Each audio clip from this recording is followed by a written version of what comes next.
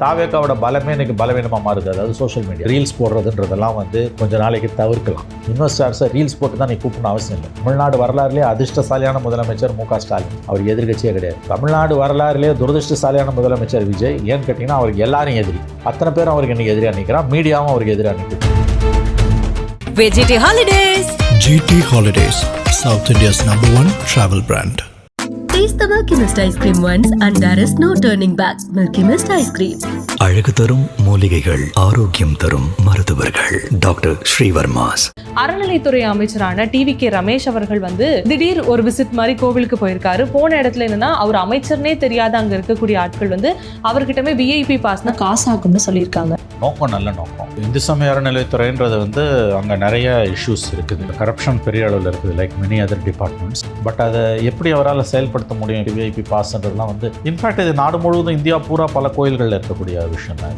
இது களையப்படணும். உண்மையிலேயே குற்றம் செஞ்சிருக்கக்கூடியவர்கள் யாராக இருந்தாலும் அவங்க மாதிரி நடவடிக்கை எடுப்போம். சோஷியல் மீடியா பவர்ஃபுல்லாக இருக்குது. நல்லது பண்ணாலும் கெட்டது பண்ணாலும் அடுத்தடுத்த நிமிஷமே பப்ளிக் டொமைனில் இருக்குது. சோஷியல் மீடியா மூலமாகவே கிட்டத்தட்ட பவரை அடைஞ்சவங்க தாவேக்காரர்கள்.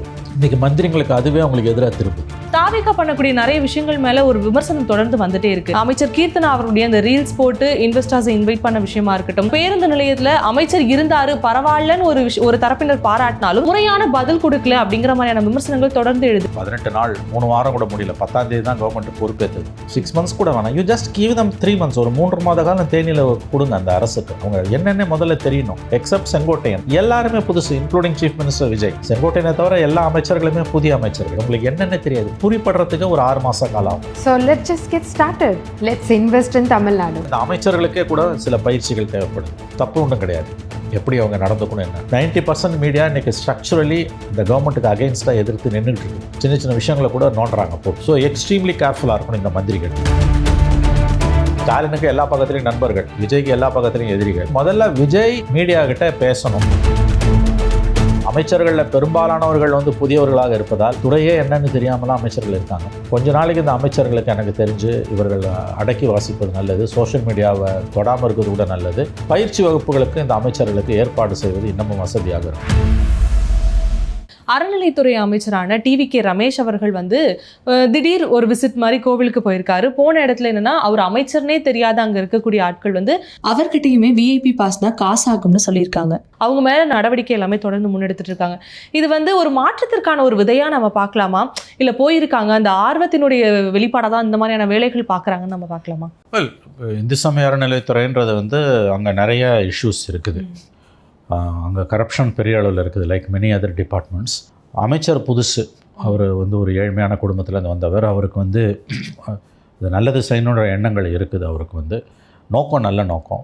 பட் அதை எப்படி அவரால் செயல்படுத்த முடியும்? VIP பாஸ்ன்றதுலாம் இன்ஃபேக்ட் இது நாடு முழுவதும் இந்தியா பூரா பல கோயில்களில் இருக்கக்கூடிய விஷயம் தான். இது களையப்படணும். ஸோ அது எப்படி அவர் களைவார்? ஏன்னா கரப்ஷன் இப்போ நீங்கள் இண்டிவிஜுவல் சென்ட்ரிக்காக இருந்ததுன்னா அதை ஒழிச்சிடலாம். சிஸ்டமிக்காக இருந்ததுன்னா ஒழிக்கிறது கஷ்டம். சிஸ்டமே கரப்டு அப்படிங்கும்பொழுது.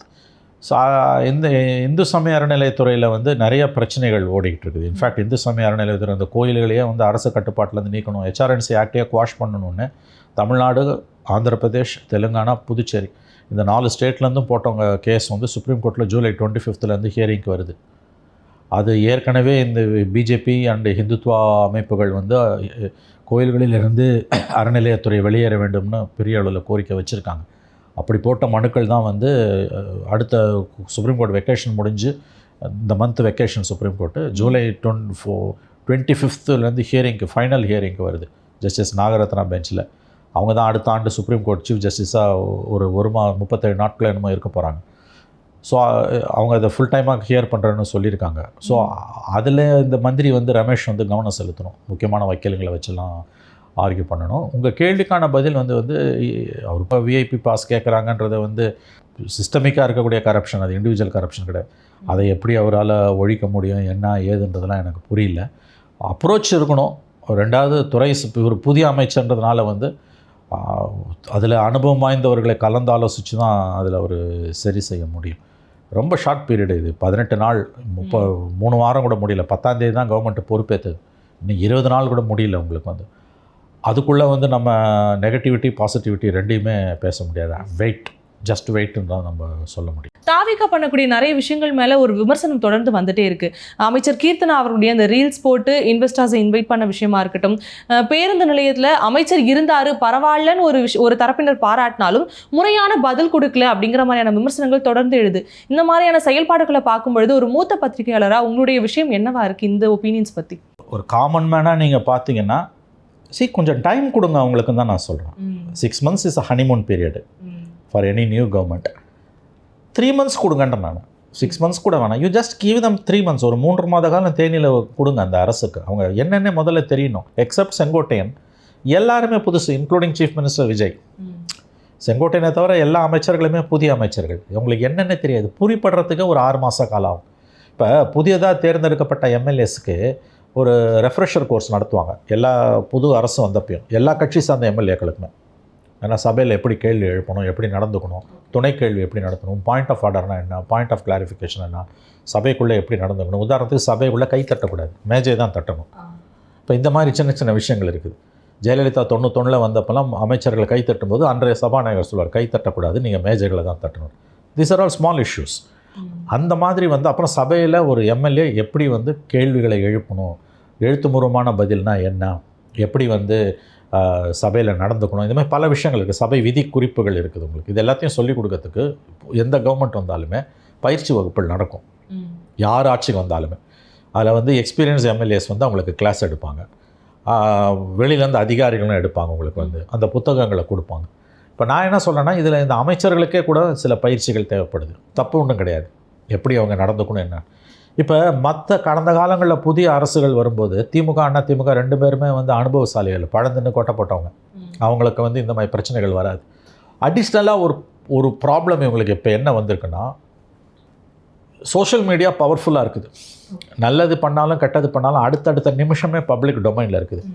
சோஷியல் மீடியா மூலமாகவே கிட்டத்தட்ட பவரை அடைஞ்சவங்க தாவேக்காரர்கள். இன்றைக்கி மந்திரிங்களுக்கு அதுவே அவங்களுக்கு எதிராக திரும்புது.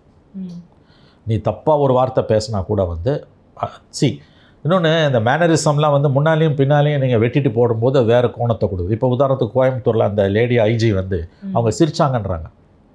அவங்க ஆக்சுவலாக ப்ரெஸ் மீட் ஆரம்பித்துக்கு முன்னால் ஏதோ பேசிகிட்டு வந்திருக்காங்க. ப்ரெஸ் மீட் ஆரம்பித்த பிறகு அவங்க சிரிக்கலை. ஆனால் அதுக்கு முன்னாலேயும் பின்னாலேயும் வெட்டி ஒட்டுறது இருக்குது பார்த்தீங்களா. இது ரொம்ப ஒரு பிடிக்கலன்னும் போது மீடியா 90% மீடியா இன்றைக்கி ஸ்ட்ரக்சரலி இந்த கவர்மெண்ட்டுக்கு அகெயின்ஸ்டாக எதிர்த்து நின்றுட்டு இருக்குது. சின்ன சின்ன விஷயங்களை கூட நோண்டுறாங்க போட்டு. ஸோ எக்ஸ்ட்ரீம்லி கேர்ஃபுல்லாக இருக்கணும் இந்த மந்திரிகள். இந்த மந்திரிகளுக்கு நான் வக்காலத்து வாங்கலை. இப்போ உதாரணத்துக்கு ரீல்ஸ் போடுறதுன்றதெல்லாம் கொஞ்ச நாளைக்கு தவிர்க்கலாம். இன்வெஸ்டர்ஸை ரீல்ஸ் போட்டு தான் நீ கூப்பிடணும் அவசியம் இல்லை, அது தேவையே இல்லை. அது அது 100% அன்வான்ட். இது சிரமப்படுத்துறது ஒரு மாநிலத்தோட முதலீடு என்ற பிரச்சனையை. அதே மாதிரி மந்திரி போய் கீழாம்பாக்கம் பஸ் ஸ்டாண்டில் நின்றார்னா அவர் என்ன பண்ணார் ஏது பண்ணார்னு தெரியாமலே முன்னாலையும் பின்னாலையும் வெட்டி போடும்போது அந்த மந்திரி என்ன எச்சரிக்கையாக இருக்கணும். ஸோ இந்த அமைச்சர்களுக்கும் பயிற்சி வகுப்புகள் எடுப்பது நல்லது. இவங்க ஒரு மனிதனோட பலமே அவனோட பலவீனமாக மாறுன்ற மாதிரி தாவேக்காவோட பலமே இன்றைக்கி பலவீனமாக மாறுது. அதாவது சோஷியல் மீடியா. நீங்கள் எந்த தப்பு பண்ணிங்கனாலும் சின்ன எல்லா கவர்மெண்ட்லேயும் எல்லா ஆளுங்கட்சியும் பண்ணுற நல்லது கெட்டது தான் இங்கேயும் நடக்குது. என்ன ஒன்று, சோஷியல் மீடியா இவங்க அதிலேயே ஊறி அதிலேயே 2.5 வருஷம் ஆட்சியை பிடிச்சதால இன்றைக்கி அவங்களுக்கு எதிராக அவங்க எதிரிகள் அதை திருப்புறாங்க. இதில் எதிர்கட்சிகள் பண்ணுறத விட மீடியா 90% ஆஃப் த மீடியா விஜய்க்கு எதிராக திரும்பி நிற்குது. ஸோ எல்லா பக்கத்துலேயும் அவங்களுக்கு எதிரிகள். ஸ்டாலினுக்கு எல்லா பக்கத்துலேயும் நண்பர்கள், விஜய்க்கு எல்லா பக்கத்துலேயும் எதிரிகள். அப்போ நீங்கள் அவங்க தான் கேர்ஃபுல்லாக இருக்கணும். முதல்ல விஜய் மீடியாக்கிட்ட பேசணும். முதலமைச்சர் விஜய் சரி அவர் பேசலையா, யாராவது எக்ஸ்பீரியன்ஸான அதிகாரிகள் அரசு சார்பாக கட்சி சார்பாக யாராவது 1-2 மந்திரிகளை பேசுகிறதுக்கு அவர் நியமிக்கணும். இதுக்குன்னு இதை 2ஐயும் செய்யலைன்னா இந்த விமர்சனங்கள் நாளுக்கு நாள் அதிகமாகும்.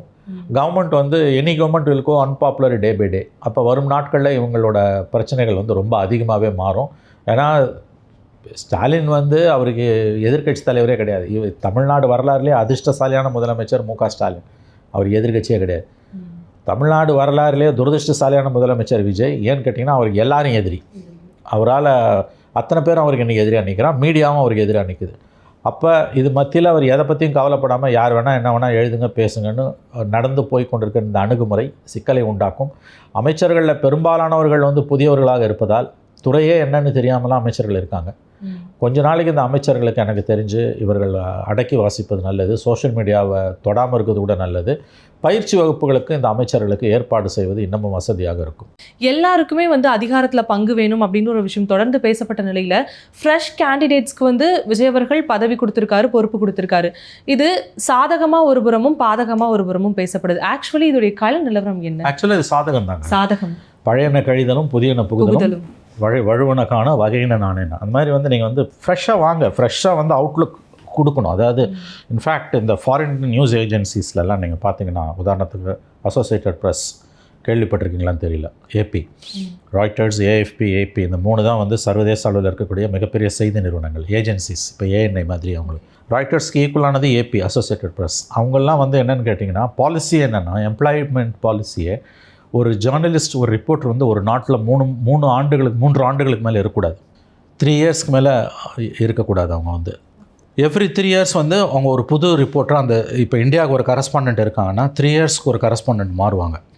ஏன் அதை அவங்க செய்கிறாங்கன்னு கேட்டிங்கன்னா, அவங்க பாலிசி என்ன சொல்லுதுன்னா, every 3 years the region needs a new look, fresh look. அவங்க எதனால் சொல்கிறாங்கன்னா, ஹியூமன் சைக்காலஜி வந்து 3 வருஷத்துக்கு மேலே, 3 வருஷம் நீங்கள் ஒரு இடத்துல இருக்கீங்கன்னா, உங்களை அறியாமலே வந்து சில விஷயங்களில் வந்து உங்களுக்கு ஒரு விம்ஸ் அண்ட் ஃபேன்சிஸ் வந்துடும், ஒரு அட்டாச்மெண்ட் வந்துடும், அல்லது டிட்டாச்மெண்ட் வந்துடும், ஒரு விருப்பு வந்துடும், அல்லது வெறுப்பு வந்துடும். ஸோ 3 இயர்ஸ்க்கு ஒரு தடவை ஃப்ரெஷ் லுக் வேணுன்றான். நான் வந்து ஒரு சுனாமி பீரியடில் வந்து ஆஸ்திரேலியாவிலேருந்து ஒரு லேடி வந்தாங்க. அவங்களுக்கு டிரான்ஸ்லேட்டராக நான் ஒரு கிட்டத்தட்ட ஒரு 3 வீக்ஸ் என்னமோ ஒர்க் பண்ணேன் நான். அந்த லேடி என்கிட்ட சொன்னது, நான் வந்து அடுத்த ஆண்டு வந்து அதை 2004 எண்டில் வராங்க, பை 2005 ஜனவரியில் வந்தாங்க. 6ல் வந்து நான் வந்து I will be transfer to New Zealand most ப்ராபப்ளின்னாங்க. அவங்க வந்து அதுக்கு என்ன சொன்னாங்கன்னா, எங்களோட பாலிசி இது 3 இயர்ஸ்க்கு ஒரு தடவை ஃப்ரெஷ் லுக் வேணும் அப்படின்னாங்க. ஸோ நான் இப்போ இதை எப்படி பார்க்குறேன்னா, ஃப்ரெஷ்ஷாக வர்றது நல்லது தாங்க இப்போ விஜய் கேபினெட்டில்.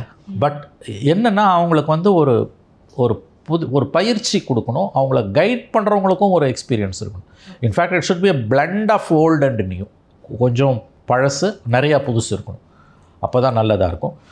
புதுசுன்றது அதன் அளவில் வரவேற்கத்தக்கது தாங்க. ஏன்னா இப்போ ஏடிஎம்கே, டிஎம்கே 2 பேருமே 60 ஆண்டுகளில் வந்து அவங்க வந்து ரொம்ப என்ட்ரன்ஸ்ட் ஆகிட்டாங்க. அதே முகங்கள் 2 கட்சிகள்லையுமே நீங்கள் பார்த்துப்பேன். So let there be fresh faces. Only thing, அவங்கள கைட் பண்ணுறதுக்கு ஆளுங்க இருக்கணும், பாலிசிஸ் இருக்கணும். அது இருந்ததுன்னா அது நல்லாயிருக்கும். இல்லை அவங்க நிர்வாகத்தோட அடிப்படைகளை கற்றுக்க மறுக்கிறாங்கன்னா சிக்கலாயிடும். VGT Holidays. GT Holidays, South India's #1 travel brand. Taste the Milky Mist ice cream once and there is no turning back. Milky Mist ice cream. அழகு தரும் மூலிகைகள், ஆரோக்கியம் தரும் மருத்துவர்கள். டாக்டர் ஸ்ரீவர்மாஸ்.